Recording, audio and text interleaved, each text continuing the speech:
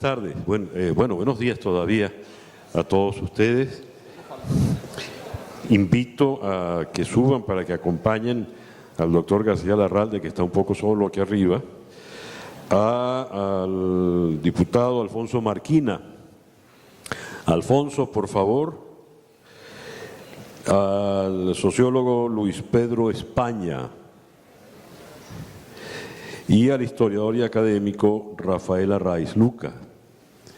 Los tenemos por acá. Aquí ya está Luis Pedro España. Hola, Luis Pedro, bienvenido. Ponte cómodo. Falta Alfonso Marquina y Rafael Arraiz Luca. Estarán allá afuera, alguien les podrá hacer llegar la voz de que estamos por comenzar.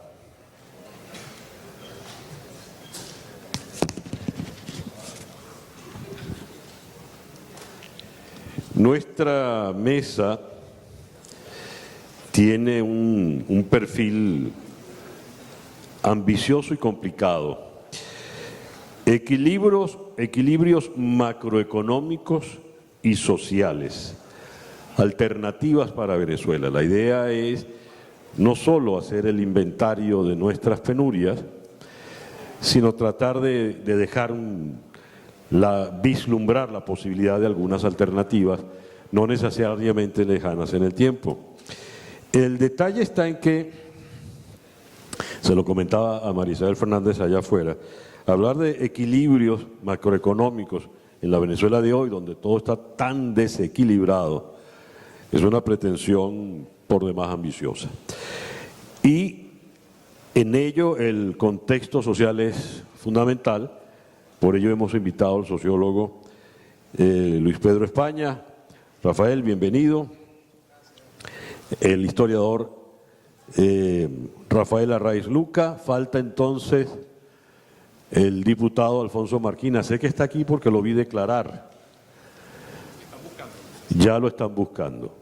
Bueno, muy bien. Vamos a comenzar entonces. Ya que el conversatorio se titula Equilibrios macroeconómicos y sociales, sugiero que comencemos por el panorama económico en la actualidad, de forma tal de que a partir de allí podamos elaborar más o menos las ideas. Entonces, le cedo el micrófono al doctor Humberto García Larralde.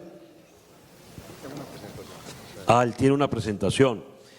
Humberto, tengo acá un pequeño currículum que debo leer, pues no le voy a hacer… El doctor García Larralde, profesor titular jubilado en la Universidad Central, ex vicerrector académico en el periodo 2003-2004, doctor en estudios de desarrollos en el CENDES, presidente de la Academia Nacional de Ciencias Económicas en el periodo 2016-2018, miembro fundador del Observatorio Hannah Arendt. Es sin duda uno de nuestros principales economistas en el país. Doctor García Larralde, estamos listos. Bueno, buenos días, muchas gracias por esta invitación y por esa presentación que me hizo César Miguel. Tengo poco tiempo, me han avisado, por lo tanto preparé una presentación para ir un poco corriendo, tratando de tocar algunos elementos que son centrales. La he titulado de esta manera, dos ajustes en juego, porque yo lo que creo que se trata de analizar es precisamente eso, las opciones que tenemos enfrente.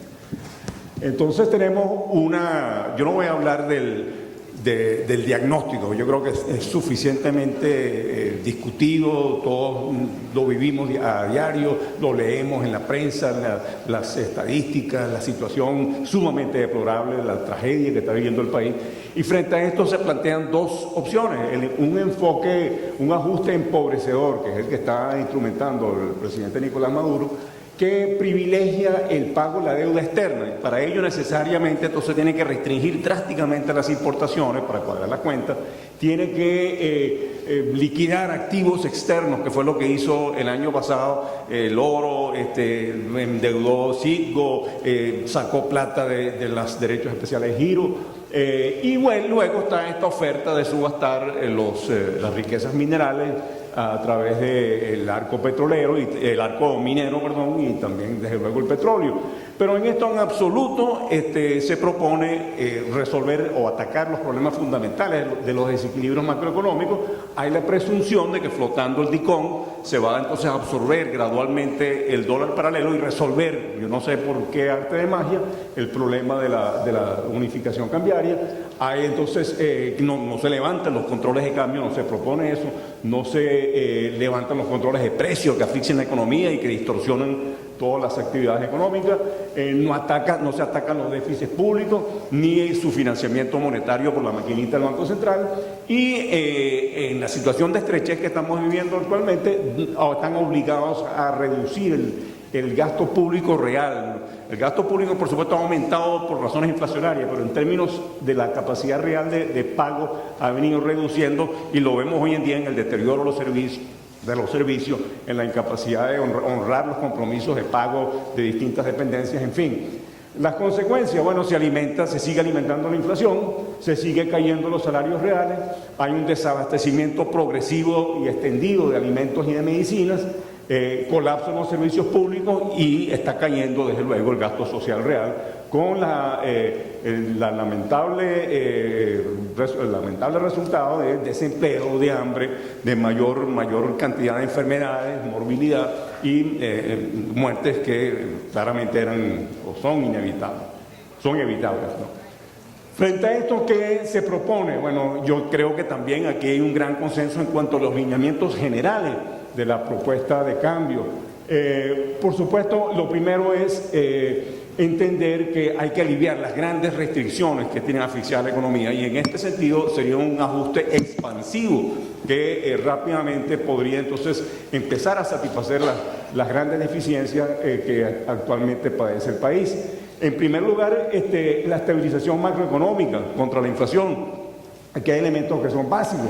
El saneamiento de las cuentas públicas para eliminar ese enorme déficit que en los últimos años ha estado cerca del 20% del producto, la eliminación del financiamiento monetario de esos déficits, que es lo que está haciendo el Banco Central con distintas vías, pero que es la maquinita pues, de impresión de billetes.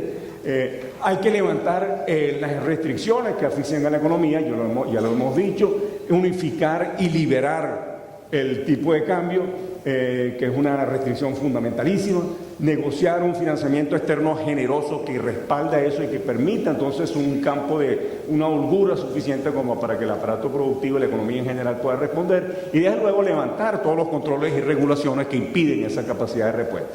Se trata entonces de promover una economía social de mercado y dentro de un marco institucional que se define de manera más sencilla posible como cumplir y hacer cumplir el Estado de Derecho. Ahora bien, si bien esto pudiera sonar como muy lógico y podría haber mucho consenso en torno a esto, cuando lo tratamos de precisar en detalle, vemos que hay una serie de problemas que hay que precisar, ¿no? O hay que atacar o enfrentar.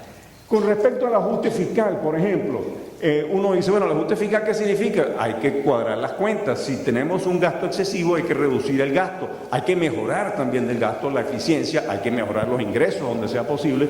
Pero ¿dónde hacemos eso? ¿Y cómo evitar que eso impida atender toda la problemática social que va a acompañar un proceso de transición de esta naturaleza y que se concreta o se concentra en las políticas sociales? Bueno, uno diría... La variable quizás más inmediata es las empresas públicas, que son un desaguadero, que son una carga enorme para el presupuesto. Buscar la manera de privatizar eso para aliviar los recursos con los cuales atender los servicios públicos, mejorar la eficiencia del gasto y sobre todo atender el problema de la transición en materia social.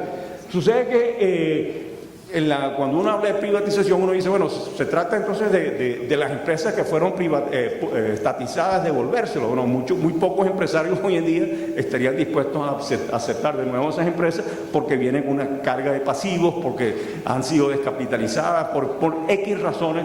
Por otro lado, si son las grandes empresas públicas de Guayana, por ejemplo, que han estado privatizadas en otro momento, pero hoy en día tiene una nómina sobrecargada, abultada. ¿Qué hacer entonces con el exceso de empleados? ¿Qué inversión privada va a absorber esas empresas con esa cantidad de personas?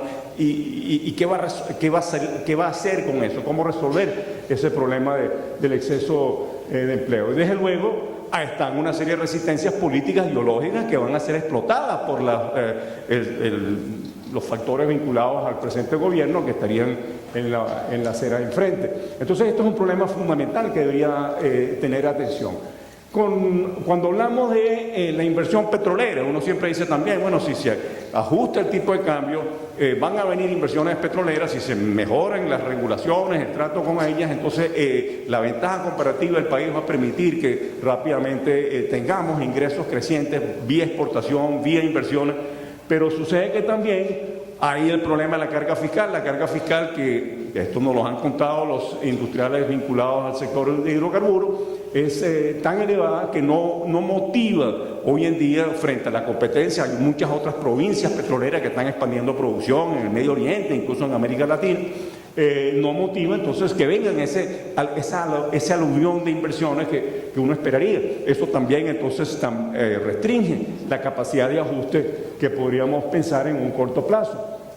Cuando vamos a la unificación cambiaria, uno se preguntaría, bueno, ¿cómo hacer eso? ¿Y cómo liberar el mercado cambiario? ¿Se hace inmediato o se hace de manera progresiva? Hay distintas opiniones al respecto. Pero yo personalmente pensaría que debe liberarse primero la cuenta corriente, dejar la cuenta de capital hasta que se obtenga las condiciones suficientes de confianza como para que también se pueda liberar. Pero en todo caso, esas son opiniones. Pero entre una cosa fundamental, hacia dónde debe apuntar el tipo de cambio, cuál es el valor del dólar al que deberíamos apuntar. Y esto tiene implicaciones muy importantes, sobre todo para el sector industrial. Venezuela tiene una tendencia estructural a sobrevaluar el bolívar por las rentas petroleras que capta, y esta sobrevaluación desde luego atenta contra la competitividad y la capacidad de competir no solamente exportando, sino también con las importaciones. Entonces, tratar de desarrollar una política cambiaria activa de forma tal que se concrete o se materialice en un tipo de cambio que sea competitivo, que contribuya con el proceso industrial, es muy importante. Luego está el impacto en los precios. Si uno está hablando de sincerar el tipo de cambio, uno está hablando en buena medida de un tipo de cambio muy superior al tipo de cambio ese absurdo de 10 bolívares por dólar, pero muy por debajo del tipo de cambio paralelo, el ilegal, que está en el orden de los 1000 y pico. Entonces, ¿cuál sería el impacto sobre los precios? Los cálculos que uno ha hecho que buena parte de las importaciones con un tipo de cambio que se lograse estabilizar, digamos, en torno a 400 bolívares el dólar, si es que se pudieran concretar todas las condiciones macroeconómicas que permitiesen la estabilización en torno a esa magnitud. Si eso pudiera ser, podríamos incluso poner la cifra un poco más alta, una enorme cantidad de importaciones disminuirían de precio. Pero el problema está en las que se importan el dólar oficial a 10. Muchos de nosotros ya pagamos precios mucho más altos porque son precios de bachaquero, no se consiguen, son bienes escasos que difícilmente se consiguen en los mercados. Pero sí hay gente que depende vitalmente de eso porque no tienen ingresos, no tienen otra manera de medio subsistir que con base en el acceso a ese tipo de bienes a los precios muy regulados, subsidiados. Entonces, claro, aquí hay un desafío enorme en cuanto a políticas sociales, en transferencias, en cómo compensar esa situación en el corto plazo hasta que la economía se reactive, genere empleo, genere ingresos y permita entonces que ese enorme desequilibrio entre salarios y remuneraciones y precios que hoy estamos viviendo con la inflación desatada pueda entonces empezar a equilibrarse como ocurre en cualquier economía sana. Esto tiene mucho que ver con el siguiente detalle, que es los empleados o los trabajadores desde luego van a exigir compensación salarial frente a lo que es percibido como una devaluación. Ya hemos dicho que buena parte de los precios bajarían o deberían bajar siempre y cuando haya competencia, pero otros van a subir. Entonces, si la compensación salarial, digamos, logra alcanzar el nivel de remuneración real en términos de capacidad adquisitiva que había anteriormente, entonces realmente no hubo ningún ajuste cambiario en términos de cambiar los precios relativos y de motivar la actividad económica. De manera que aquí hay una responsabilidad también, en mi opinión, del gobierno que viene, de cómo generar algunos mecanismos de compensación que no recaigan sobre el sector empresarial, de manera que el sector empresarial vea mejorado su situación de precios y de costos y pueda entonces activarse frente a los escenarios que se están ofreciendo.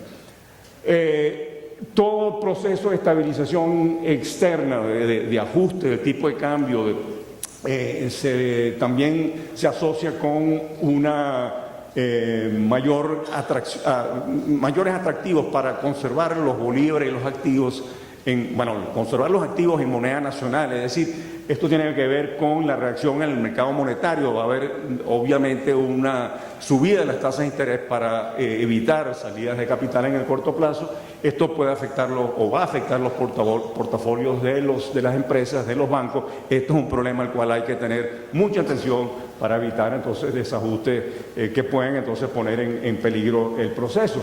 Y luego está el problema de la flexibilización del mercado laboral como tal, ¿no? Para que la competitividad pueda surgir y, sin embargo, entendiendo que aquí hay también la necesidad de una red de seguridad social importantísimo para desarrollar, para evitar mayores desajustes. Y para terminar, unas reflexiones muy rápidas sobre el hecho, esto por supuesto es una simplificación, las secuencias y el timing de todo esto va a depender de cómo se conduce la agenda política, cómo se produce la transición como tal. Simplemente algunas reflexiones generales. Es importante ir elaborando una agenda legislativa para la transición que contemple el levantamiento de todas las restricciones, las leyes que hay que aprobar para permitir que estas cosas fluyan. Debe haber desde luego un liderazgo que sea capaz de liberar los consensos necesarios para que esto tenga apoyo mayoritario. Esto se inscribiría, digo yo, dentro de un proceso de descentralización de la actividad pública, de rescate de la función pública en todas sus dimensiones, entre los cuales hay que mencionar la importancia de institucionalizar el Poder Judicial, volverlo a los cauces que debería tener, y desde luego las Fuerzas Armadas Nacionales. Y hay una serie de aspectos económicos que es muy importante, ¿no? Desde luego, el papel de rescatar entonces todas las garantías de la propiedad privada, la seguridad jurídica y personal, restablecer el sistema de precios como señal de mercado para la asignación eficiente de recursos y para promover entonces la inversión y la capacidad de respuesta a la economía. Entendemos que todo esto tiene que ver con promover la competencia. Esto es importantísimo. Hay que crear un escenario favorable a la competencia. Aquí no se trata simplemente de obtener recursos de otro gobierno que sea más proclive a atender al sector privado. No. Aquí se trata de modificar quizás una cultura nacional que viene desde mucho atrás, dependiente de la renta petrolera, de que de una forma u otra el Estado está obligado a dar ciertas facilidades. En algunos sectores pudiera pensarse que eso es importante, pero en general lo que se trata es que haya un clima de competencia donde claramente la innovación sea el elemento central y la capacidad entonces de respuesta dependa de la gerencia, digamos, el desarrollo tecnológico, la capacitación del recurso humano, en fin, y no de esa dependencia con el Estado. Y esto es muy importante para las exportaciones, la promoción de exportaciones. Una estrategia orientada hacia la exportación está obligado a ser muy competitivo y a manejar entonces todos estos elementos. En general, para terminar, es necesario superar entonces la mentalidad rentista y paternalista estatal al cual estamos tan acostumbrados y que este gobierno sobre todo acentuó de manera extrema, y pensar entonces al proyecto País Futuro, hacia dónde queremos ir, esa economía post-rentista basada en la competitividad, en la capacidad de innovación de las empresas, en la aplicación del talento, como tan claramente señalaron los panelistas anteriores. ¿Y cuál es el marco institucional para eso? ¿Qué papel va a jugar la industria petrolera? ¿Qué hacemos con la renta? ¿Cuál va a ser la relación Estado-sector privado? Bueno, muchas gracias. Bueno, perdón, tenía simplemente una reflexión final, que era creo que el movimiento gremial, empresarial, tiene un reto importante en tratar de empezar a dar respuesta a ese tipo de inquietudes y formularlo en términos de una propuesta, de un proyecto claro hacia la sociedad. Gracias. Muchísimas gracias. Huberto, muchas gracias. La idea es que nuestros panelistas puedan tener alrededor de unos 6 minutos para hacer una primera exposición, cosa de que después pueda haber una segunda ronda ya con el intercambio de las ideas sembradas y después daríamos paso a una ronda de preguntas por parte de ustedes. Algo interesantísimo de la exposición de García Larralde, no lo dejó al aire, ni siquiera lo sugirió, lo dijo explícitamente. Todo el desastre actual se supera siempre partiendo de la premisa de un cambio de gobierno, de otro tipo de gobierno, habida cuenta que el actual no ofrece ningún tipo de respiro o de alguna salida eventual. En este largo periodo de penurias, los venezolanos hemos recibido golpes muy, muy fuertes a nuestra autoestima. Hemos recibido golpes tan duros como que somos un pueblo que no sabe dar la talla, nos merecemos lo que nos ha pasado y ciertamente la autoestima empieza a achicarse. Entonces es allí donde es por demás pertinente detenernos y dar un vistazo hacia atrás. Somos tan realmente mediocres, infelices. Los venezolanos tienen capacidad, ese gentilicio tan particular al cual pertenecemos tiene capacidad para levantarse. ¿Qué nos ha pasado antes? ¿Es esta definitivamente la peor crisis que hemos vivido desde que somos república? Y si es así, ¿no hay en nuestro ancestro una posibilidad de levantarnos? Creo que entonces es pertinente invitar aquí arriba, o hablas desde allá como quieras, Rafael, a Rafael Arraiz Luca. El doctor Arraiz Luca es abogado.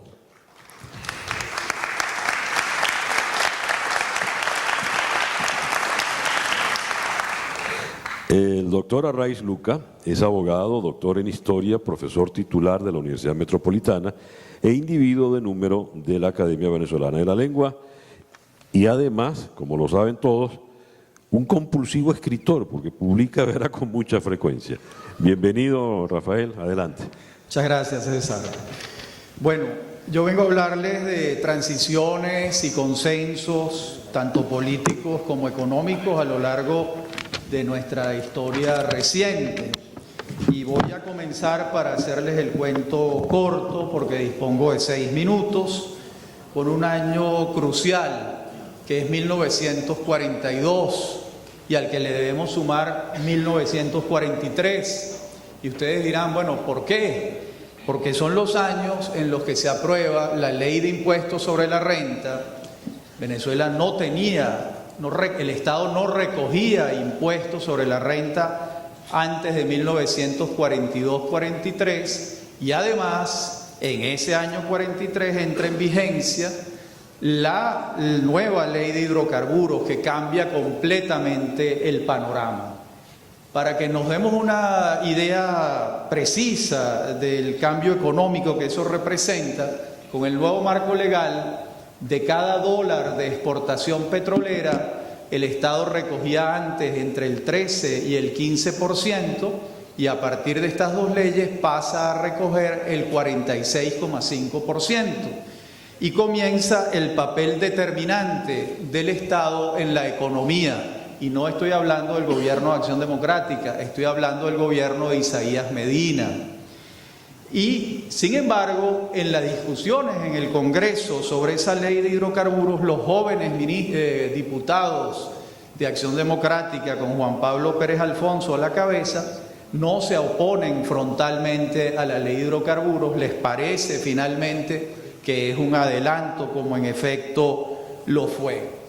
Después viene la fecha crucial en el siglo XX venezolano, que es el 18 de octubre del 45, donde los cambios son enormes, son los cambios más importantes que han habido en nuestra historia reciente, no solo por las razones económicas que nos ocupan en un foro como este, sino por la incorporación de la mujer a la vida política. con la consagración de las elecciones universales directas y secretas. De modo que en ese momento, que es un momento estelar de nuestra historia, ese gobierno presidido por Bethancourt no solo consagra la Constitución del 47, que incorpora a las mujeres, que estimula la creación de partidos de masas, porque antes lo que se necesitaban eran partidos de cuadros, sino que en ese gobierno se crea la Corporación Venezolana de Fomento. Por cierto, aquí hay que hacer quizás un paréntesis interesante. Raúl Prebisch, el economista argentino que diseñó las políticas cepalistas de industrialización sustitutivas de importaciones, reconoció que el primer país donde eso se dio fue en Venezuela, con ese experimento exitoso, a mi juicio, de la Corporación Venezolana de Fomento de finales del año 46. ¿En qué consistía? Vamos a desarrollar un parque industrial protegido por el Estado, con aranceles a los productos importados, con subsidios, con ventajas tributarias y con el financiamiento del Estado. Venezuela en América Latina tenía el mejor entorno para hacer eso por la renta petrolera que comenzaba a fluir a borbotones. Ese proyecto consensual va a durar hasta 1989, a lo largo también de las dictaduras militares, tanto la de Carlos Delgado como la de Germán Suárez Flamerich, como la de Marcos Pérez Jiménez y como la de todos los gobiernos democráticos. De modo que tuvimos un consenso económico en lo referido a lo industrial. Y ese consenso estuvo sobre la ICI. Lo que ocurre es que la ICI, y esto los economistas lo saben bastante mejor que yo, llegó un momento en que no funcionó más. Sirvió para el desarrollo del mercado interno, para los parques industriales internos de nuestros países, pero la dinámica económica es siempre el crecimiento por delante. Y si todos los países de América Latina tenían barreras arancelarias, era imposible la integración. Los venezolanos vivimos eso muy claramente con la negativa del sector empresarial a la firma del Pacto Andino, porque nos perjudicaba notablemente por la enfermedad holandesa y los costos de producción tan altos que teníamos los venezolanos entonces. Hoy en día eso serían ventajas.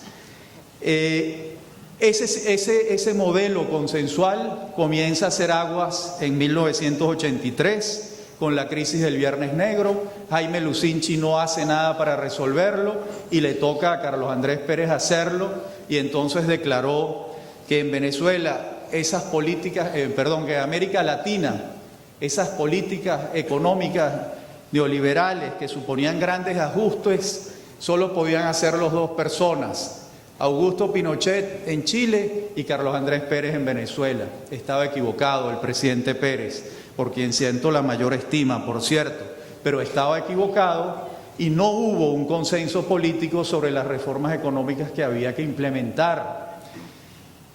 Se hicieron, sin embargo. Venezuela comenzó el camino experimental de las empresas, de las industrias venezolanas, sobrevivir en un ambiente no protegido por el Estado, y las industrias venezolanas en una buena parte fueron exitosas en ese proyecto. Y después llegó Hugo Chávez y fue el retroceso, el anacronismo absoluto que hemos vivido en los últimos 17 años, donde Chávez no solo ha intentado regresar a esos parámetros de la ICI, sino más allá, a la Unión Soviética, qué sé yo, a cualquiera de estos disparates que hemos escuchado en los últimos años y de todos estos intentos fracasados de desarrollo industrial en Venezuela. Me pregunto, para terminar, ¿estamos cerca de un nuevo consenso en relación con la industria y con el desarrollo industrial que debemos tener? Creo que sí, aunque probablemente no lo veamos claramente. Creo que sí, ¿por qué? Porque el epicentro del desarrollo industrial de la ICI, que duró tantos años, del 46 al 89, fue el petróleo, a quien Bethancourt llamaba la locomotora del progreso. ¿El petróleo es la locomotora del progreso de nuestro nuevo desarrollo industrial? Pienso que no, pero tampoco es desdeñable y tampoco puede dejarse de lado.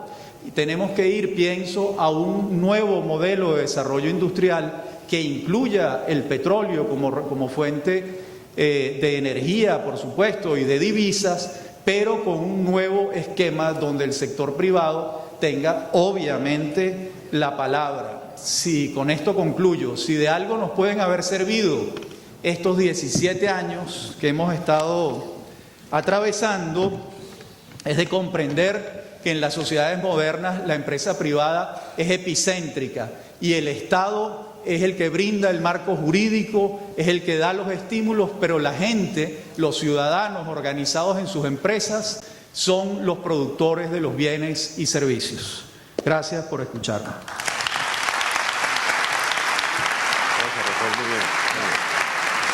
Muchísimas gracias al doctor Arraiz Luca. Planteamiento por demás interesante, volver a un consenso que fue sin duda longevo y que hasta pudo pasar por encima de dictaduras y gobiernos democráticos. Interesante además me resulta que Arraiz Luca es optimista, a pesar de que ya no hay petróleo. Sobre ese tema es bueno volver. Hay un detalle que quizás sea lo más preocupante en la actualidad. Nuestro país ha tenido pobres siempre. Hubo un largo proceso, sobre todo en las primeras décadas de la vida democrática, donde la capacidad de ascenso y movilidad social fue muy alta. Se consolida una clase media interesantísima que pasa a convertirse en la vanguardia de la sociedad moderna venezolana. Y la aspiración pasa a ser la gran característica del venezolano. Estos años tan lamentables y complicados han implicado un proceso exactamente al revés. Todos somos cada día más pobres. La clase media se ha reducido de una manera dramática. Y propóngase lo que se proponga,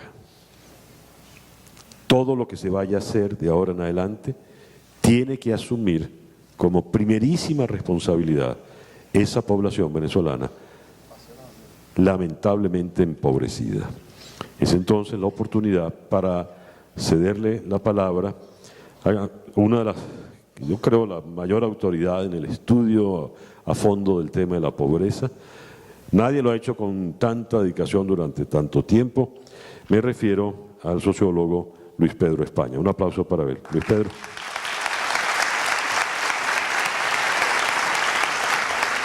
El doctor España, sociólogo de la Universidad Católica, magíster en Ciencias Políticas en la Universidad Simón Bolívar, Colegio de México, investigador y director del Instituto de Investigaciones Económicas y Sociales de la UCAP del 2000 al 2011 y, lo más importante, a mi entender, es el coordinador del proyecto de estudios sobre la pobreza en Venezuela de 1997 al 2010. Es profesor en posgrado y pre y posgrado, tanto en la UCAP, UCB y la Universidad del Zulia. Luis Pedro. Gracias, César. Yo creo que no es una exageración decir que Venezuela en este momento tiene la crisis social más importante de al menos desde la era petrolera. Y esa crisis social además está teñida de una inmensa complejidad, que no puede reducirse en un número, aunque ese número es lo suficientemente dramático para mostrar la inmensa crisis que tenemos en el momento y, por supuesto, su complejidad, que son esos indicadores de pobreza, que si no fuera por las universidades nacionales, pues viviríamos con una venda en los ojos sin saber cuántos de los venezolanos están en situación de precariedad, bien sea de ingresos o del resto de las condiciones o del resto de las variables que forman parte de las condiciones de vida. Pero además de estar en presencia de la crisis social más importante desde la era petrolera que hemos tenido en Venezuela, como les decía, es inmensamente compleja. Es inmensamente compleja porque ahí hay elementos muy importantes de cambio en el comportamiento social, de cambios en lo que es la convivencia. Basta ver los índices de violencia en el país, basta ver situaciones como las que estamos viviendo en términos de deserción escolar. Si esta crisis social se profundiza o al menos se mantiene en los próximos 2-3 años, es perfectamente posible que al menos hasta un 40% de nuestros estudiantes varones hombres entre 15 y 17 años pues sencillamente dejen la escuela. Es perfectamente posible que nuestras tasas, por ejemplo, de embarazo precoz en Venezuela, de cada 4 embarazos, uno de ellos es de una niña entre los 14, 15 y los 17 años, que esa situación se mantenga o incluso se profundice. Ni qué decir de los indicadores de salud, todos los indicadores de salud, más allá, no solamente con el términos de acceso a los medicamentos, sino también todos los indicadores de salud están deteriorándose, los que tienen que ver con los que son muy sensibles, como puede ser la tasa de mortalidad infantil, como puede ser la tasa de mortalidad materna. Y por supuesto a todo esto habría que añadirle también el tema del deterioro de nuestra infraestructura, que por supuesto lo vivimos claramente según los ciclos climáticos en términos de agua y electricidad, pero que es casi que una continuidad o una cotidianidad la que estamos viviendo. Esa complejidad social además escapa a los promedios y cada vez más tenemos que fijarnos en lo que son las desigualdades, no solamente las desigualdades entre estratos sociales, sino las desigualdades territoriales. Y esas desigualdades territoriales que han estado muy profundizadas en estos últimos 17 años, producto del inmenso error que supuso en términos de políticas públicas, el tema de la desconcentración o el tema, de la centralización del país y de sus decisiones, han producido unas desigualdades territoriales gigantescas. Si nosotros queremos mejorar la situación social y nuestros indicadores, vamos a tener que comenzar a dejar de ver los promedios y comenzar a ver esas diferencias. Pero además de que esto es inmensamente complejo y estamos, como les decía al principio, en una inmensa crisis, la más grande, a mí no me cabe la menor duda, de la era petrolera, además es una realidad que está muy disfrazada.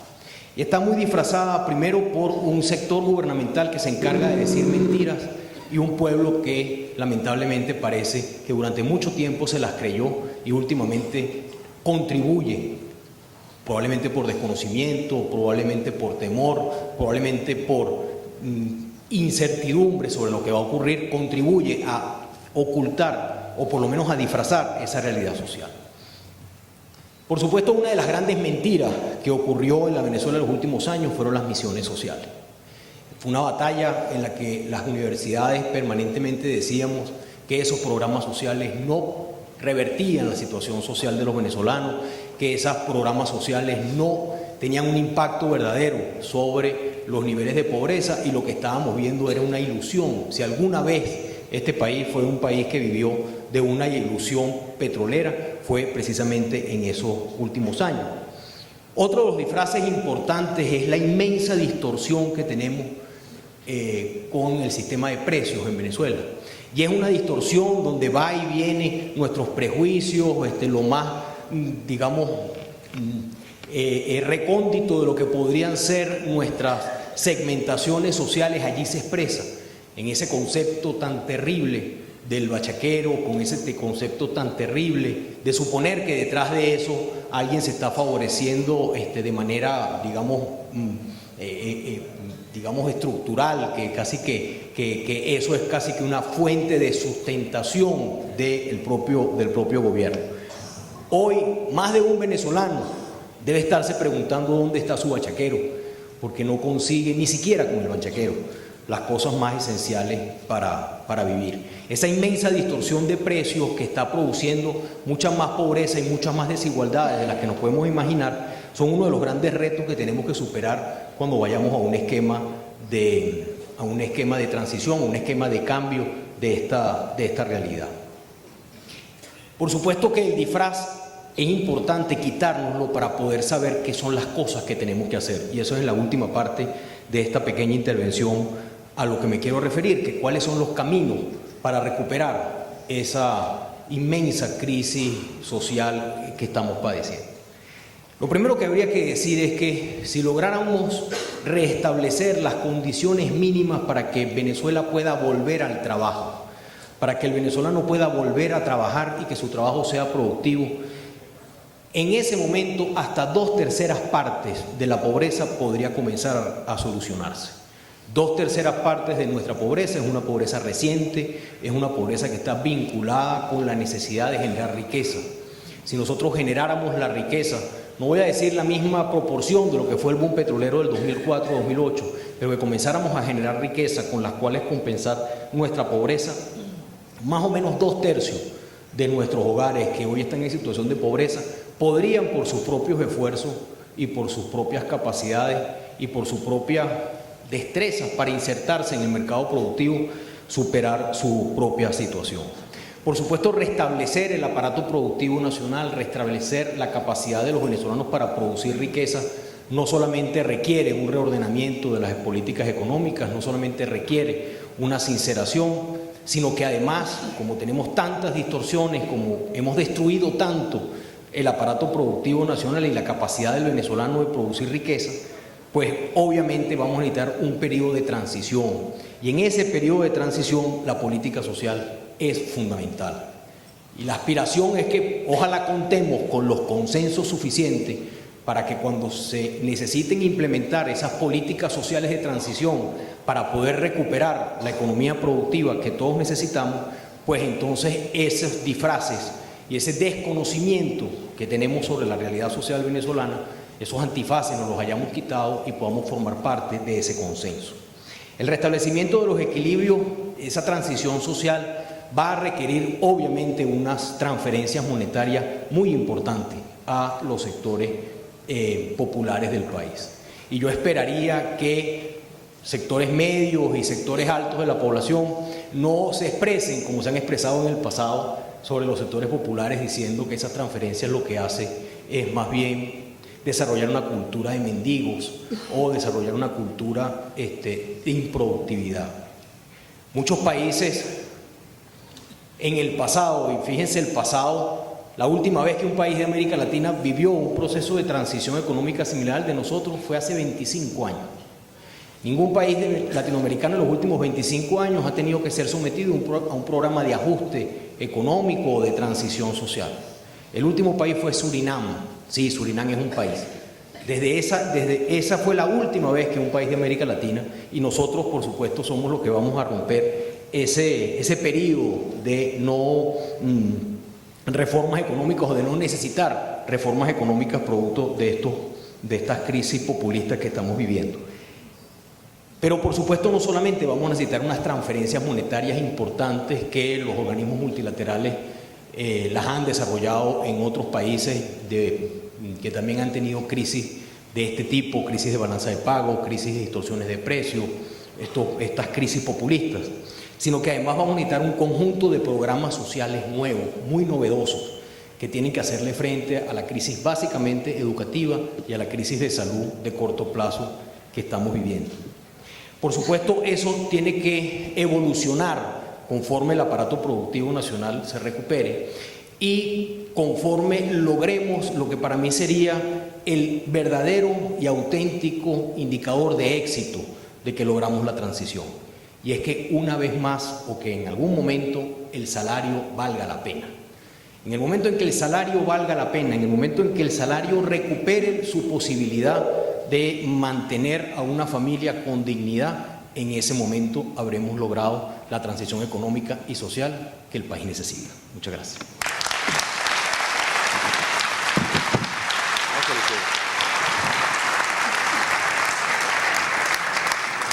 Quedan de las tres intervenciones que hemos escuchado el planteamiento muy interesante de retos. Los retos que planteó García Larralde, los que planteó Arraiz Luca, con la necesidad de fomentar ese consenso industrial, los retos que ha planteado Luis Pedro España. Y de su intervención, es el primero que ha mencionado la palabra transición, que es muy importante, y siento que en algún momento vamos a tener que detenernos en qué entendemos por transición, cómo es, cuánto dura, quién la hace, cómo se llega a ella. Ahora, dijo otra cosa interesantísima el doctor España, y tiene que ver con los prejuicios que han condenado a una clase popular que no solo pasa las de Caín, sino además recibe una suerte de desprecio particularmente injusto. Pero hay algo que me llamó la atención. Él dice, el disfraz, el antifaz, y es inevitable recordar el cuento de Andersen del rey está desnudo. Ya todos sabemos que el rey está desnudo desde hace mucho tiempo, de hecho nunca estuvo vestido. Pero advierte él, hay sectores que todavía pueden estar persuadidos de que viste ese rey un traje muy bonito y muy caro y muy lujoso. Todo esto va a converger evidentemente hacia un proceso político singular. Quiero subrayar la palabra político porque estoy seguro que muy pocos acá pueden estar optando por alguna salida militar, cosa que es un poco rara si hemos tenido 17 años de gobierno militar. Ibsen Martínez ha escrito un artículo muy interesante sobre los militares de Chafarote, que lo recomiendo al respecto.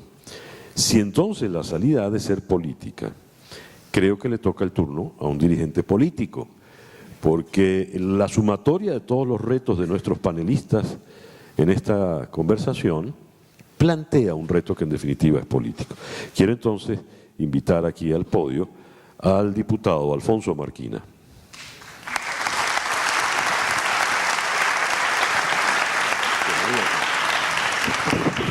Alfonso Marquina es contador público y administrador comercial de la Universidad Católica Andrés Bello, con una larga carrera política en Acción Democrática primero, Un Nuevo Tiempo después y en la actualidad en el partido Primero Justicia. Fue Contralor General por el Estado Sucre, tiene actividad parlamentaria desde el año 2000 y actualmente es presidente de la Comisión Permanente de Finanzas y Desarrollo Económico de la Asamblea Nacional de Venezuela. Alfonso. Muchísimas gracias. Buenas tardes ya para todos. Por la presentación de César Miguel, debo entender que he sido invitado no por mi especialización en el área financiera, ni mi condición de presidente de la Comisión de Finanzas, sino como dirigente político. Pero creo que la política, sin ninguna duda, en el pasado algunos pensaban que no se metían y que eso era lo sano. Tuvimos que llegar a una crisis como la que hoy vive Venezuela para entender que si no nos preocupamos por lo político, por lo público, lamentablemente si el país se hunde, nos hundimos todos con el país. Por eso es tan importante entender que así como debemos dedicarnos cada uno de nosotros a nuestras actividades, es necesario el diálogo, los consensos. Yo voy a poner una cita reciente. Yo desde la presidencia de la Comisión de Finanzas he estado convocando a todos los sectores productivos, a los sectores de trabajadores. He tratado de restablecer en Venezuela ese diálogo tripartita que tanto falta nos hace. Y yo he tenido la tragedia de vivir o de trabajar durante 3 periodos, este es mi tercer periodo en la Asamblea Nacional, en un parlamento donde no se parlamenta, donde no se dialoga, donde casi que todos hemos llegado a la conclusión de que hay que satanizar el diálogo, como que si sentarnos con el adversario o con el que tiene intereses distintos es tanto como entregar o vender nuestros principios y nuestros valores, cuando es todo lo contrario. El diálogo es para defender nuestros principios y nuestros valores, al punto que con motivo de la discusión de la Ley de Producción Nacional, que nos ha permitido a todos soñar con una Venezuela productiva, con una Venezuela de oportunidades, de esa Venezuela de oportunidades que alguno hizo referencia y que en el pasado permitía que el hijo del obrero, que el nieto del obrero, gracias a esas oportunidades que en democracia, donde confluía el esfuerzo privado y el público, se convirtiera hoy ese hijo de obrero, ese nieto de obrero, en el presidente de la Comisión de Finanzas del Parlamento Nacional. Esa es la movilidad que tenemos que recuperar. Esas son las oportunidades que hoy estamos defendiendo para nuestros hijos.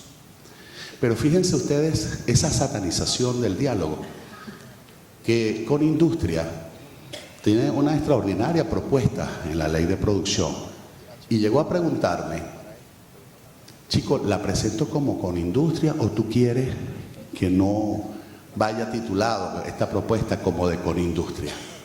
Tú sabes, por aquello de que no vayan a decir que Marquina es el representante de los empresarios. No, yo no soy el representante de los empresarios, ni soy empresario. Es más, En la situación actual tampoco me gustaría hacerlo. Creo que con todos los riesgos que representa ser diputado actualmente, que es una de las profesiones más riesgosas, Eduardo, creo que no me gustaría ser empresario. Prefiero seguir siendo diputado. Pero eso, de alguna manera, nos ha contagiado en los últimos años a todos. Y llegamos a pensar que el sentarnos con el que piensa distinto o el que tiene intereses distintos casi que es una traición a la patria. Yo le decía en ese momento, no vale, bienvenido a la opinión de Corindustria, de Fedecámara, de todas las cámaras de producción, de todos los trabajadores, de los consumidores, del pueblo en general. Y nosotros desde la Asamblea Nacional, esta nueva Asamblea Nacional y particularmente en la Comisión de Finanzas, tenemos el compromiso de hacer las cosas distintas, y no solo distintas, sino de hacerlas mejores. Porque estamos convencidos que es solo con el esfuerzo de todos y cada uno de nosotros que podemos sacar adelante a Venezuela. De ese proceso de consulta, de diálogo, de análisis, de discusión, incluso nos atrevimos desde la Comisión de Finanzas a hacer una propuesta o 10 propuestas para solucionar la crisis. Y hablábamos entre ellas, en primer lugar, el restablecimiento del Estado de Derecho y el respeto a la propiedad privada. Hablar de propiedad privada es ratificar nuestra Constitución Nacional. Hablar de propiedad privada es incentivar la producción, es permitir que haya inversiones, porque nadie va a invertir, ni los nacionales ni los extranjeros, mientras no hayan reglas claras y se respeten esas reglas claras. Entonces, aquí hay que restablecer, y estamos trabajando en la comisión en la revisión de todos esos instrumentos que vulneran o que liquidan la propiedad privada en Venezuela. Llámese ley de tierra, llámese... Pero alguien me decía algo que es realmente importante, que no solo es el andamiaje jurídico, sobre todo en momentos como los actuales, donde hemos visto cómo se han puesto de acuerdo dos poderes públicos para no desconocer a la Asamblea, sino desconocer la voluntad del pueblo de Venezuela y desconocer la Constitución. Entonces, seguimos trabajando en esos instrumentos jurídicos, porque aun cuando hoy corremos el riesgo de que la sala inconstitucional, conformada por esos magistrados por encargo, nos la sigan declarando inconstitucional cuanto instrumento jurídico aprobemos, sabemos que eso nos permite empezar a dibujar en la conciencia colectiva esa Venezuela posible, esa Venezuela distinta. Estamos construyendo ese andamiaje que algunos de los expositores anteriores nos decían, ese andamiaje jurídico para la transición. Entonces, primer punto, restablecimiento del Estado de Derecho y el derecho y la garantía del derecho a la propiedad privada. Disminuir la inflación es un compromiso y estamos trabajando para ello. La primera ley que se aprobó fue la reforma de la ley del Banco Central, con la intención de acabar con el financiamiento monetario, que es quizás una de las principales causas de la inflación que hoy golpea al pueblo de Venezuela.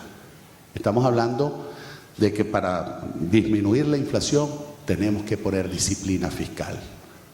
No podemos seguir manteniendo gobiernos que tengan déficits presupuestarios entre el 15 y 18% del Producto Interno Bruto y que pretendan seguirlo financiando a través de la emisión de dinero inorgánico. En más de 10 veces ha aumentado la liquidez monetaria desde que llegó el gobierno del señor Nicolás Maduro. En tercer lugar, hablamos del apoyo a la producción nacional, y eso tiene que ver con la ley de producción nacional. Tiene que ver con proveer de divisas al sector productivo nacional, entendiendo, como debemos entender todos, que cada vez que se invierte $1 en materia prima o insumo para producir en Venezuela, nos estamos ahorrando entre 6 a 8 dólares del producto importado. Pero que además cada vez que se invierte en Venezuela, estamos generando empleo con salarios dignos para miles y miles de venezolanos. En cuarto lugar, incentivar la diversificación de la economía. Para ello, por supuesto, tenemos que pasar también por el establecimiento de un tipo de cambio que sea competitivo, que permita que sea más barato producir en Venezuela que importar.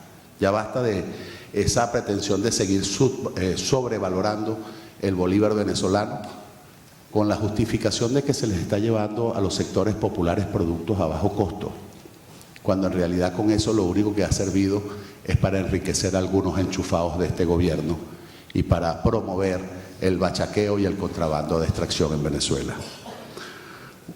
La unificación cambiaria y el tipo de cambio son una necesidad dentro de todo ese proceso gradual de ir eliminando todos esos controles que no solo han demostrado que son ineficientes, que son inconvenientes, sino que también han servido para demostrar que esa política de control, lejos de favorecer a quien quiere favorecer, termina perjudicándolo. Porque todos estos controles se dicen que son para controlar o para favorecer al pueblo de Venezuela. Pero en la medida que tengamos controles que promueven la escasez, lo que hacemos es encarecer cada día más los productos que demanda el pueblo de Venezuela. Nosotros proponemos la eliminación también de los controles de precios, controles en las tasas de interés, controles en el tipo de cambio, controles en la distribución, controles en todo. Y en definitiva tenemos la inflación más alta del mundo y tenemos niveles de escasez que en algunos rubros ya pasan del 90%. Proponemos también, y este es un documento que lo tiene con Industria y lo pueden ustedes revisar en la página web de la Comisión de Finanzas, diseñar una nueva política petrolera que permita que la industria se dedique a la producción y a la distribución y venta de nuestro principal producto, recurso natural. Pero además también entender que podemos y necesitamos de la inversión privada para el procesamiento y dejar de ser un país exportador de materia prima y podamos convertirnos en un futuro de un país exportador de derivados del petróleo, para que se quede en Venezuela ese valor agregado que se transforme en riqueza para cada una de las familias venezolanas. Y un poquito, pues lo pusimos como un tema de mucha importancia, todas las medidas que estamos hablando, a pesar de que creemos en la gradualidad, cuando hablamos de la unificación cambiaria, tenemos que discutir, por ejemplo, el esquema israelí o el esquema que se utilizó en Chile. Pero en todo caso, la gradualidad es necesaria, pero va a tener un impacto social importante. Tenemos que diseñar, y es el punto número 8 para nosotros, políticas sociales que permitan realmente amortizar el impacto de medidas económicas que debieron haberse tomado hace mucho tiempo atrás y que hoy esa política de rectificación va a tener un alto costo social. Pero tienen que ser políticas sociales que permitan que los venezolanos superemos la pobreza. No políticas sociales como las que tenemos actualmente que pretenden perpetuar la pobreza, eternizarla. Tienen que ser políticas sociales que vayan dirigidas personalmente a los sectores más vulnerables de la economía y del país. Es decir, que sean políticas de transferencias que vayan con nombre y apellido, con cédula e identidad.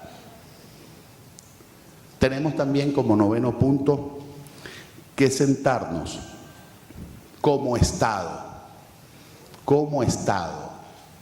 gobierno y oposición y todos los sectores del país, a hablar de un refinanciamiento de la deuda externa, porque necesitamos ese apalancamiento financiero, pero necesitamos también que esa deuda sea transparente, se haga en las mejores condiciones para la República y que los recursos realmente se utilicen debidamente en la superación de la crisis.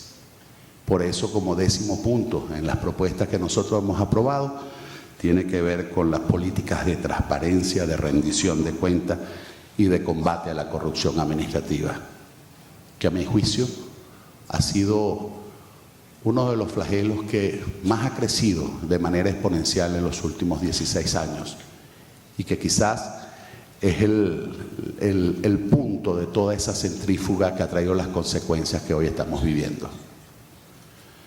Nosotros en esta política de diálogo, y lo voy a citar como el punto más importante, porque en economía hay un elemento que no es cuantificable, pero que es el más importante quizás de todos, que es la confianza. Si no hay confianza, no hay inversión.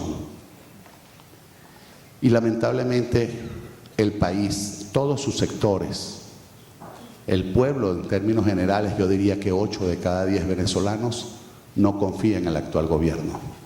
No lo ve con capacidad para superar esta crisis. Por eso el pueblo se está dando una solución política que permita superar la crisis social y económica que hoy estamos viviendo. En la discusión de la ley de producción, donde nosotros estamos también pensando o incluir todo un capítulo o producir una ley adicional que tiene que ver con la retribución o los procesos de reversión de todas las confiscaciones a los cuales han sido víctimas los venezolanos. Yo hablaba con unos empresarios y productores agrícolas del estado Lara y yo les explicaba las ideas de políticas de compensación, tanto en materia monetaria o fiscal y en materia incluso crediticia, que pudiéramos implementar para compensar y garantizar que las empresas que se regresen o las haciendas que se restituyan a sus propietarios empiecen a producir nuevamente. Y él me decía, mira Marquina, tú me puedes hablar de créditos blandos, tú me puedes hablar de exención de impuestos sobre la renta por 15, 20 años. Yo te voy a decir algo, tú me devuelves las tierras y me das todo eso. Mientras tengamos en Venezuela un gobierno como el de Nicolás Maduro, yo no te las acepto.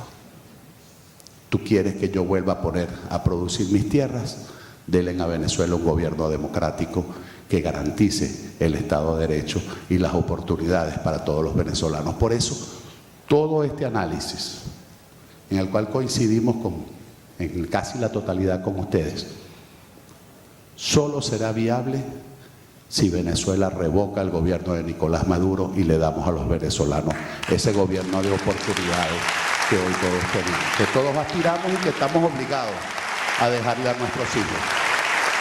Porque así como les dije que yo era el hijo de un obrero y el nieto de un obrero, porque antes de la democracia venezolana casi que estabas condenado, si eras hijo de un obrero, a ser obrero, y que la democracia nos permitió hacernos profesionales y esa movilidad social, esa oportunidad que yo tuve, como decía Andrés Eloy Blanco, se la tenemos que dejar a todos los hijos de Venezuela.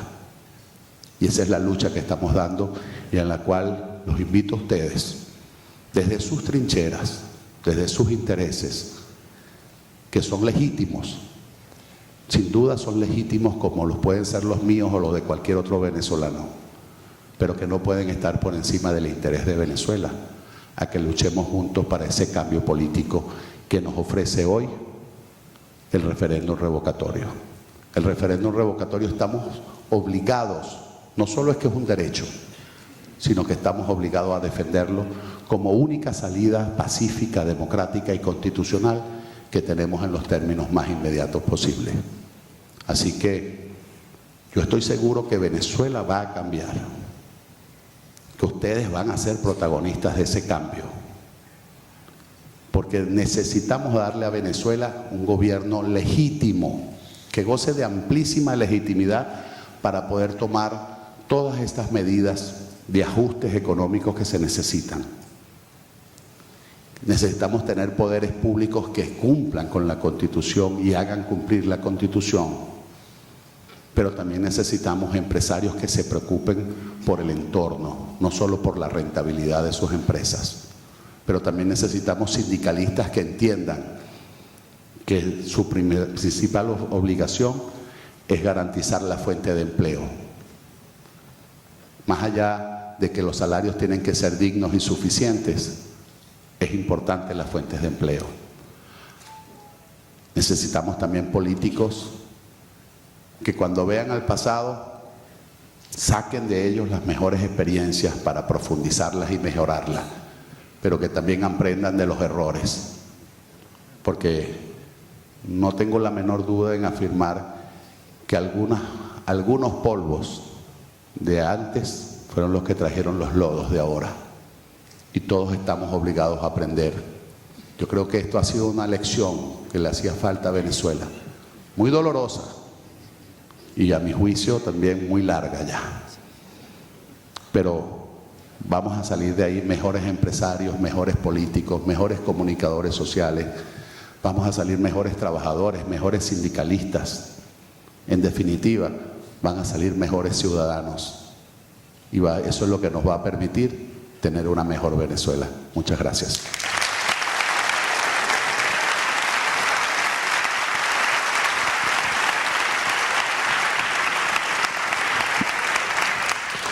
Estamos muy complicados con el reloj, de manera que, resumiendo lo que hemos escuchado, lo que se ha ponderado en la mañana de hoy, yo quisiera hacer un par de preguntas, o una pregunta que va en dos, para que pudiesen responderla ustedes luego de haber escuchado todas estas intervenciones. Todas las intervenciones, como decía hace un momento, vienen cargadas de retos, anuncian y esbozan retos. ¿Cómo se van a enfrentar esos retos? Como en algún momento dijo un eminente político de los de antes, ¿con qué se come eso?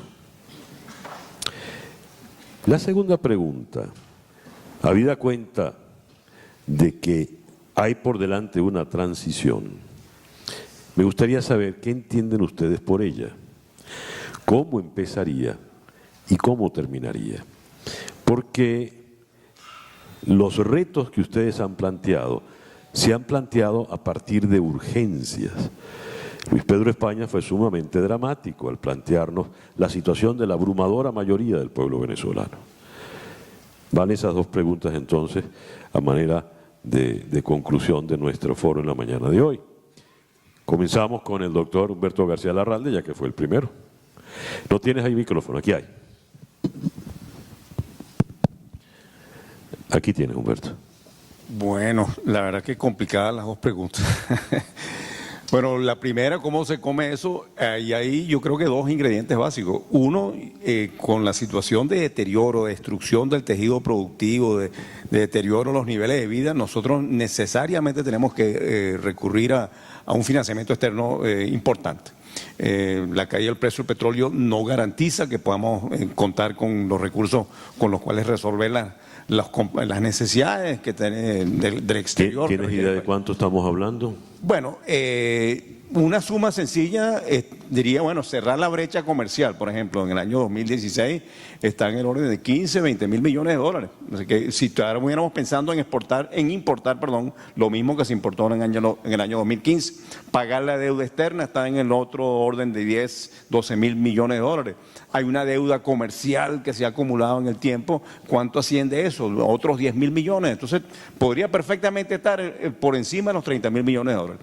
Por supuesto, esas ayudas vienen condicionadas. Las condiciones tienen que ver con la capacidad de sanear el país para que pueda responder y eventualmente pagar la deuda, pero sobre todo evitar tener que depender del exterior en este sentido, es decir, eliminar la vulnerabilidad y que sea un país que pueda crecer. Y eso un poco es lo que uno apuntaba. Ahora, ¿cuál es la confianza que esto pueda echar para adelante? Bueno, la enorme capacidad ociosa que tiene el aparato productivo nacional. Yo creo que si se lograse resolver en un plazo relativamente corto las restricciones del sector externo para que la empresa privada pudiese importar los insumos, la maquinaria, el equipo, los consumidores, también, digamos, satisfacerse con cosas que hoy no se consiguen, si encima se levantaran los controles, las restricciones, se generara un clima de competencia, hubiese el respeto a la propiedad, a los derechos en general, yo creo que habría una respuesta. Ahora, eso no se hace de la noche a la mañana. La transición implica necesariamente entonces prever mecanismos de compensación para aquellos sectores vulnerables, porque siempre van a haber perdedores, siempre van a haber gente que va a salir más golpeado, y eso entonces debe ser el elemento central de las políticas sociales de transición, digamos, que implicaría mecanismos de transferencia y de otra naturaleza. Y en cuanto a la segunda pregunta era... La transición. La transición, ¿cómo se ve? Mira, yo creo que dentro de estas características sería necesariamente un cambio de gobierno.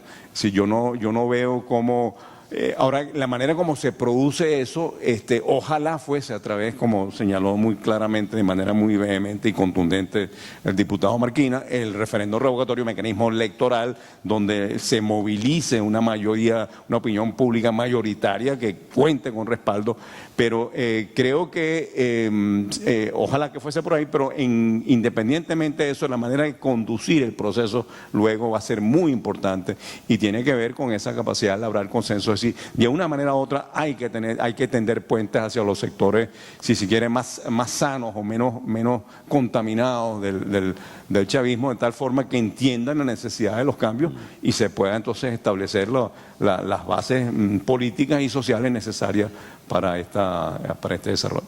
Muchas gracias, Humberto. Rafael Arraiz Luca. Gracias.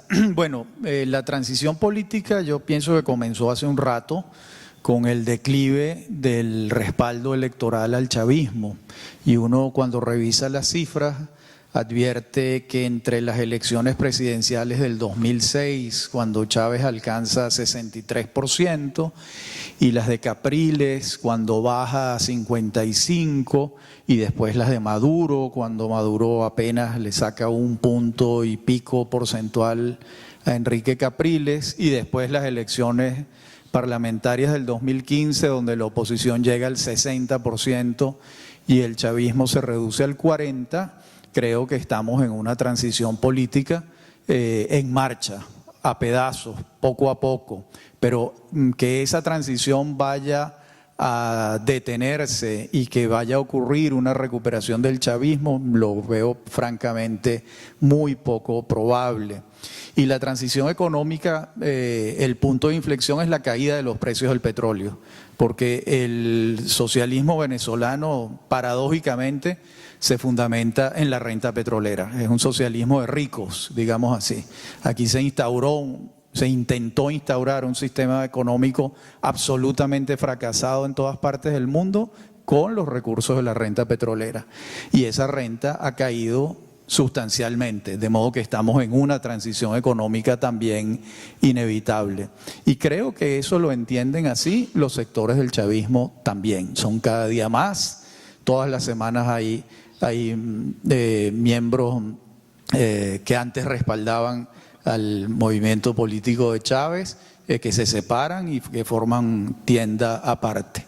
De modo que estamos ya en la transición y creo que muy pronto veremos cambios todavía más pronunciados. Gracias, Rafael. Luis Pedro España. Sí, los retos se enfrentan con haberes. Y yo creo que la lista de haberes que tenemos para enfrentar los retos es bastante grande. Pero de todos esos haberes hay uno que lo tenemos, pero hay que solidificarlo un poco más, que es el consenso. O sea, sin consensos sociales no vamos a poder enfrentar esos retos. Yo los invito a que vean, busquen por YouTube, un discurso político del presidente Paz Estenssoro en Bolivia en los años 80, que fue uno de los ajustes económicos más brutales que ocurrió en América Latina. Bolivia era un país que para ese entonces tenía los niveles de hiperinflación o de inflación más grandes que había tenido cualquier país que no estaba en guerra. Y Paz Estenssoro, un señor bastante mayor, el discurso es de 10 minutos, no se esperen ningún político con mucha energía, ¿verdad? O con muchos medios como los que se tienen actualmente. El señor simplemente dijo una frase, dijo: Bolivia se nos muere. Y si no hacemos algo, Bolivia se nos va a morir. Búsquenlo así, Bolivia se nos muere, Paz Estenssoro, y lo van a conseguir. Dura 10 minutos, no dura mucho más. Al día siguiente, todas las ciudades de Bolivia amanecieron militarizadas, muchos dirigentes de oposición presos, muchos dirigentes sindicales cambiados de una ciudad a otra. Eso fue así porque no contaba con el consenso social necesario para poder implementar esos cambios. Nosotros, para poder enfrentar los retos del futuro, necesitamos consensos, y esos consensos se construyen desde eso que llamamos en Venezuela la unidad. La unidad tiene que trabajar desde ya en esos consensos que necesitamos para que, como decía Picasso, cuando llegue la musa nos agarre pintando. Y el segundo componente es, César preguntaba, ¿qué es transición? Básicamente, por transición lo que se entiende en términos de políticas públicas es que usted tiene que comenzar a hacer unas cosas que no tiene la menor intención de mantenerlas en el tiempo, sino que las mantiene porque son necesarias para poder pasar del punto A al punto B. Muchas de esas cosas que hay que hacer, como bien decían muchos de los panelistas, Alfonso, etcétera, tienen que ver con políticas sociales. Y políticas sociales en donde cosas como que, por ejemplo, 2.800.000 hogares venezolanos van a tener que recibir unas transferencias directas. Nosotros vamos a tener que construir unas infraestructuras de comedores escolares que hoy no tenemos y que son fundamentales para que los niños sigan asistiendo a clase. Nosotros vamos a tener que recomponer por lo menos a todos nuestros hospitales capitales de distritos sanitarios para que los venezolanos no se nos sigan muriendo y nosotros podamos seguir teniendo, digamos, o por lo menos garantizar algún abastecimiento de medicinas, enfermedades crónicas y muchísimos otros, digamos, rubros. Todas esas cosas van a ser, digamos, políticas de emergencia, si usted quiere, van a ser políticas de transición que de alguna manera tienen que ir dando paso a lo que serían políticas sociales estructurales. Por ejemplo, Venezuela tiene que tener, como muchos otros países de Europa e inclusive de América Latina, como el caso de Colombia, un impuesto sobre la renta negativo. Igual que cuando usted tiene mucha renta, paga impuestos, pues cuando usted tiene menos renta, entonces el fisco le da a usted. Eso está inclusive consagrado como un derecho constitucional en Colombia, en nuestros vecinos. Ese tipo de cosas tenemos que irlas construyendo, pero para poderlas construir necesitamos ese periodo de transición, un periodo de transición que yo no veo necesariamente por qué tenga que ser muy largo. Yo estoy seguro que detrás de un cambio político, y si ese cambio político es con el consenso suficiente, la bocanada de optimismo y digamos de luz que va a recibir la sociedad venezolana va a ser tan grande que muchas de las resistencias que hoy podríamos ver, que podríamos predecir, van a ser superadas. Por lo tanto, retos y transición es una de las palabras que más vamos a escuchar y ojalá la escuchemos lo más pronto posible. Gracias, Luis Pedro. Alfonso Marquina. Sí, bueno, para mí creo que lo dije, transición no solo es el cambio político que nos permita restablecer el orden constitucional y el Estado de Derecho pleno, para que un nuevo gobierno con suficiente legitimidad y capacidad de diálogo y de construcción de acuerdos nacionales empiece a implementar los cambios económicos y sociales que Venezuela requiere. Que eso va a costar, sí. Y vamos a tener que hacer todos un gran sacrificio. Pero lo que más cuesta creo que ya lo tenemos, que es el compromiso de todos los venezolanos. Lo que tenemos que construir es ese acuerdo nacional. Porque no solo se trata de términos económicos, es cuánto se debe. Ya esa deuda debe estar más o menos en unos 250.000 millones de dólares cuando incluimos incluso la deuda no financiera que se tiene con las empresas a través de las autorizaciones de Cadivi, que debe estar más o menos en unos 24.000 millones de dólares. Pero si nosotros logramos esos consensos y todos contribuimos, no solo en el proceso de reestructuración, sino de apalancamiento de ese relanzamiento de Venezuela, yo estoy seguro que esa recuperación es más pronto y más fácil de lo que quizás nos estamos imaginando nosotros mismos.